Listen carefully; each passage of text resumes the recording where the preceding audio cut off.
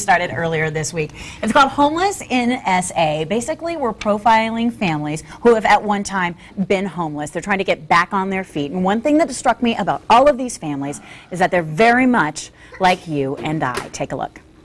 My husband and I both lost our jobs on the same day for different reasons from the same location. We lost our home, we lost our vehicle, and so it's like the floor just dropped out from under us. And so we've always been just regular people like everybody else, but it's been really hard for us because that happened all at once. When we were staying there, we were living with some friends at that time. They said they couldn't help us anymore. So we were at the point where we didn't know what to do anymore. So then we went to the shelter.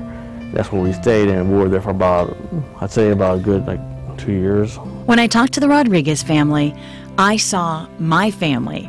I saw my friend's family. I saw how close we all are to being in that same situation. They're hardworking, and they are you and I. They could be anybody. It's homelessness or underhoused is not the guy under the bridge or the female under the bridge. It is people who have lost their jobs and just couldn't get their footing. It took 2 years of working with Dr. Gia for the Rodriguez family to pull things together and get out of the shelter. We're no longer there, okay, thankfully, and we have our own residence for now. Short term, but we have our own residence for now, and my husband's working and I'm working. My daughter even has her own income, so we're able to, thanks to Dr. Gia, we were able to have good jobs and support when we need it. Dr. Gia tells me that turning things around is a process.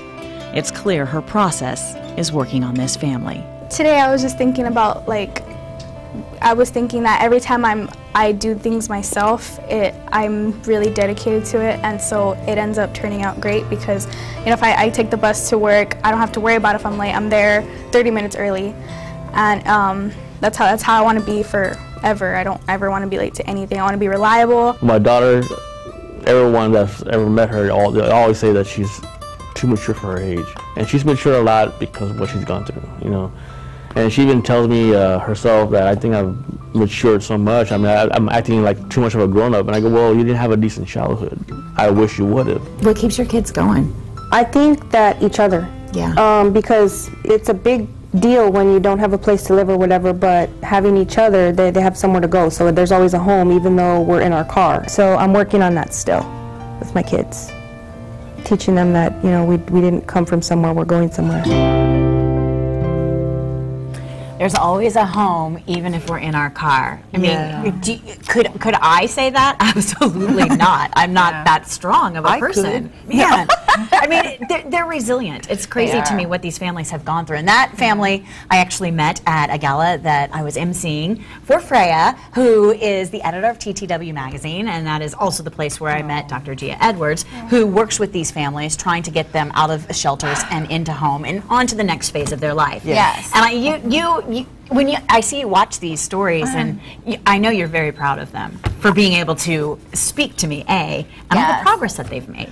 I mean, extreme progress. And in fact, I was thinking in the beginning of the week we started with Jade, and Jade just started with me. And then I look at these other two families, and I just think where they started from and how they thought is so completely different from now, where they really believe and they absolutely know, no matter what, they're going to make it. Right. And it's, again, the tools, and they just took them, they ran with them, and they're just making them their own.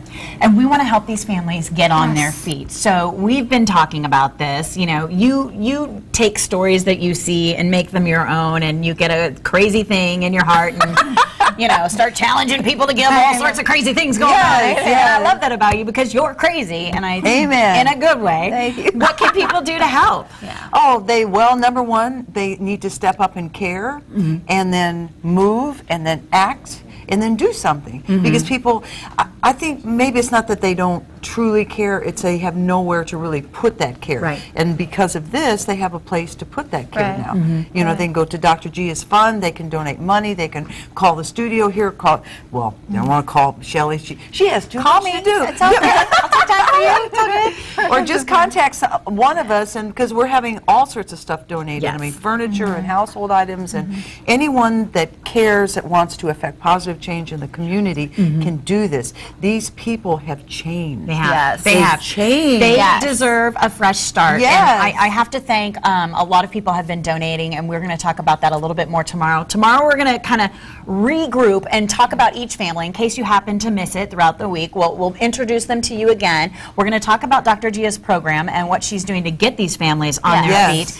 And we're going to tell you how you can help. So hopefully, maybe you just want to help right this minute and you're feeling inspired. So contact Dr. Gia. She has an account set up to help these families at Chase Bank on Broadway. The address is on your screen. You can find her on Facebook. It's facebook.com/freeworldministry. Freya has been doing this in her magazine called TTW Magazine, Transforming Today's World. She's also on Facebook, by the way. You can find out more by checking her website. It's transformingtodaysworld.com.